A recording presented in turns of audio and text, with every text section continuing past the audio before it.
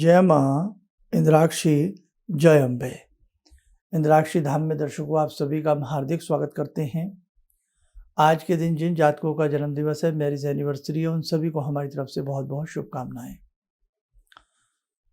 पितरों का आशीर्वाद जिस घर में बरसता है, उस घर में नाना भांति से सुख शांति संपदा उत्पन्न होती है। और जिस घर में पितर असंतुष्ट होते हैं, रुष्ट होते हैं, उस घर की क्या निशानी होती है, आज मैं इस अंक में आपको बताने वाला हूं। सत्य सनातन धर्म में हम लोगों ने जन्म लिया, हम सांसें ले रहे हैं उसी अपने धर्म में, तो हमें अपने शास्त्रों में जो बातें लिखी हैं, पुराणों में जो बातें लिखी हैं, उनका हमें आदर करना चाहिए। हमारा धर्म बनता है, हमारा कर्तव्य बनता है। तो आइए, जिस घर में पितृ रुष्ट हैं, उस घर की निशानी क्या होती है आपको हम बता रहे हैं। पहले आज का पंचांग 24 सितंबर सन 2022, दिन शनिवार, आश्विन मास, कृष्ण पक्ष, संवत 2079, तिथि चतुर्दशी, नक्षत्र पूर्वा फाल्गुनी, राहु काल 9 से 10:30, दिशा शूल पूर्व दिशा। कल सर्व पितृ श्राद्ध है, कल अमावस्या है।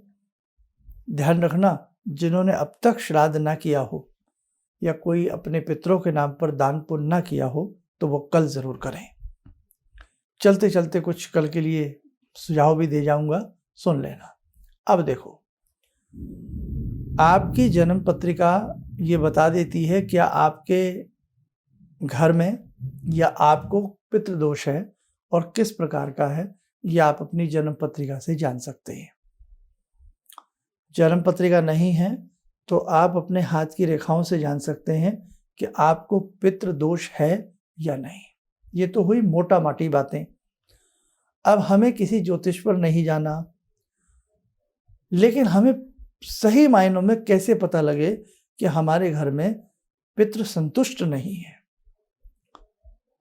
बहुत मोटे तरीके से समझा रहा हूं मेरे बच्चों, ध्यान से समझना।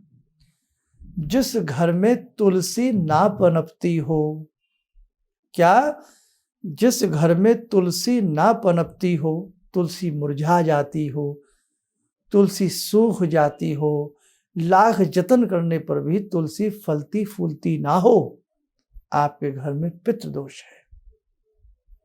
जिस घर में रोग सदा के लिए अपने पैर पसार ले, जिस खेत में फसल न होती हो, जिस वृक्ष पर फल न लगते हो, आम का पेड़ है आपके बगीचे में लेकिन ठूंठ बना हुआ, फल नहीं लगते।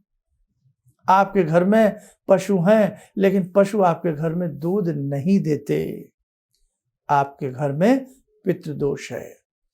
जिन जिन रास्तों से खुशहाली आपके घर में आनी चाहिए, वो आपके सारे रास्ते बंद है, आपके घर में पितृदोष है। एक बड़ा सवाल, ये पितृदोष क्या हम लोगों में ही होता है और लोगों में नहीं होता? ये पितृदोष सब में होता है। अब जो जिस चीज को मान लेता है वो मान लेता है, जो नहीं मानता वो अपने हिसाब से हो सकता है इलाज करता हो, अपना उपाय करता हो। हर धर्म में अपने अपने हिसाब से उपाय है, समझे? अब पूर्व जन्म, प्रारब्ध, ये सारी बातें किस धर्म में मान्यता है इनको? हमारे सनातन धर्म में। तो हम दूसरों की छोड़ें, लेकिन कम से कम जिस धर्म में हम जन्म लिया है, हम अपने धर्म की बात नहीं मानेंगे तो हम किसकी मानेंगे? इसलिए ध्यान रखना, जिस घर में बीमारी पैर पसार ले, एक के बाद दूसरी, दूसरी के बाद तीसरी, तो वहां पितृदोष होगा ही होगा। जिस घर की तुलसी हमेशा कुंभलाती रहे, सूखती रहे, चले ही ना, आपके घर में पितृदोष है। अब बहुत सरल तरीका है इससे बाहर निकलने का, कोई बात नहीं है। तो देखो, कल का हमारा अंक अमावस्या का देख लेना, उसमें भी कुछ चीजें होंगी। नहीं तो मैं आपको बता रहा हूं, 6 महीने 3 माला पितृ गायत्री मंत्र की करें या गायत्री मंत्र की 5 माला 6 महीने करें।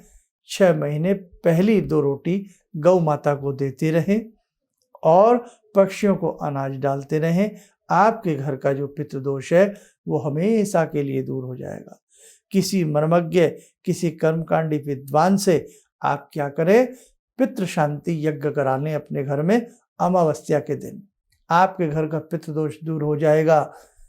5 सफ़ेद वस्त्र जिसमें ऊनी रेशमी गर्म होने चाहिए, वो 5 कपड़े किसी सद ब्राह्मण को, किसी बुजुर्ग को, किसी को आप दे दें, आपका पितृदोष दूर हो जाएगा।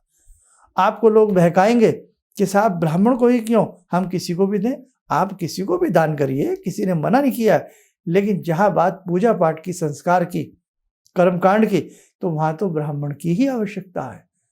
आप श्राद्ध करते हैं, श्राद्ध चल रहे हैं, तो किसको जिमाते हैं आप? वहाँ किसको ढूंढते हैं आप?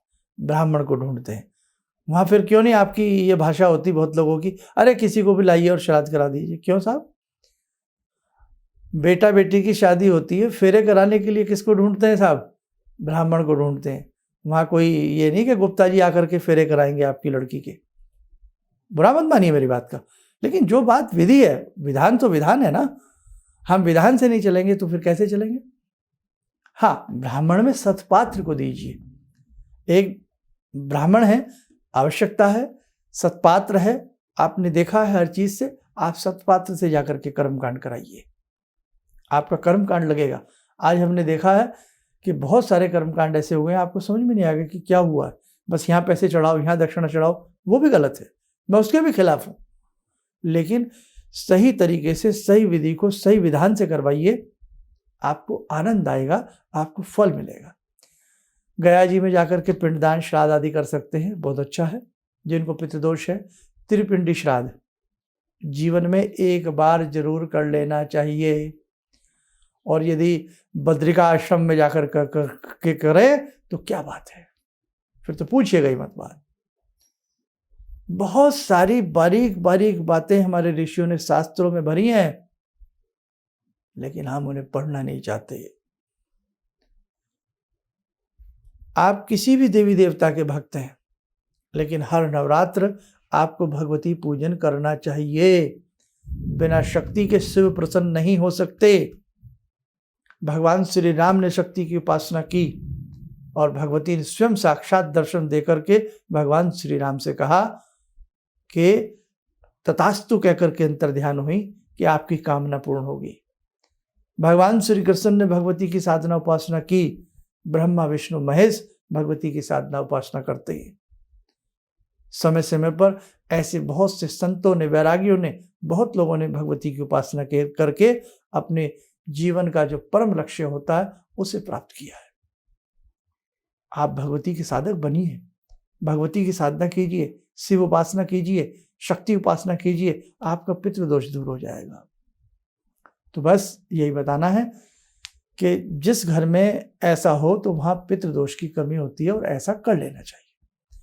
बाकी कल अमावस्या है, जिन्होंने अब तक श्राद्ध ना किया हो, जिन्हें मृत्यु तिथि याद ना हो अपने पूर्वजों की, तो अमावस्या में ऐसे लोगों का श्राद्ध किया जाता है। एक और विशेष बात, कुछ लोग घर से गायब हो जाते हैं, गुम हो जाते हैं, और गुम हुए भी 50-50 साल हो जाते हैं, तो वहाँ वो बेचारे संशय में रहते हैं श्राद्ध करें ना करें।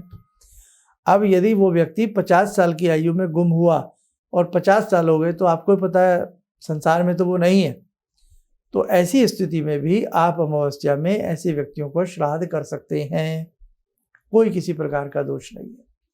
आइए साधकों, समय चला आज की ध्यान साधना का। आज की ध्यान साधना में हम जुड़ते हैं भगवान श्री राम से। ओम रामो राजमणि सदा विजयते, रामं रमे संभजे, रामेण विहता निशाचर चमू, रामाय तस्मै नमः। रामानास्ति परायणं परतरं, रामस्य दासोऽम्यहं, रामे चित्तलया सदा भवतु मे, भो राम मामुद्धर। राम रामेति रामेति, रमे रामे मनोरमे, सहस्रनाम तत्तुल्यं, राम नाम वरानने। आदो राम तपोवनं दिगमनं हत्वा मृगं काञ्चनं वैदेहीहरणं जटायुमरणं सुग्रीवसंवासनं बाले निग्रहणं समुद्रतरणं लङ्कापुरे दाहनं पश्चात् रावणकुम्भकर्णहननम् एतद्धि रामायणम्।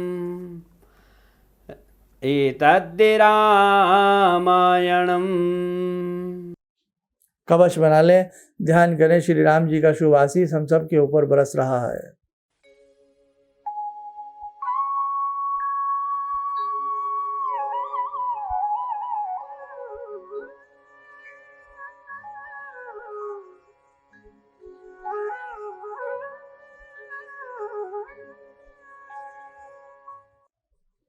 ओम बोलते हुए नेत्र खोलें, सामान्य हो जाए। देखो साधकों, ऐसी बहुत सारी पूजाएं हैं, ऐसे बहुत सारे रास्ते हैं जो हमारे जीवन को सुंदर बना सकते हैं। नवरात्र 26 सितंबर का प्रथम नवरात्र है। बहुत अच्छे से पूजा कर लेना भगवती की, और उसके लिए हमने एक विशेषांक बनाया है, नवरात्र विशेषांक।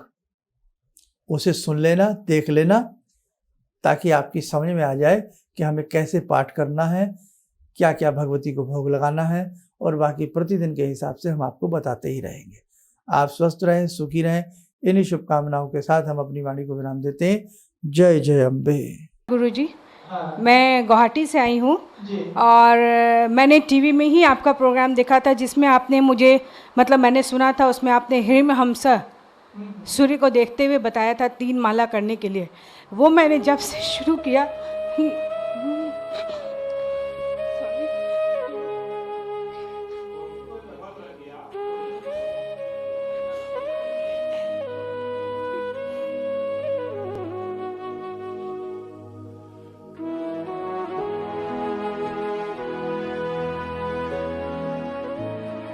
शक्ति से मैं बहुत मुसीबत में रही हूँ।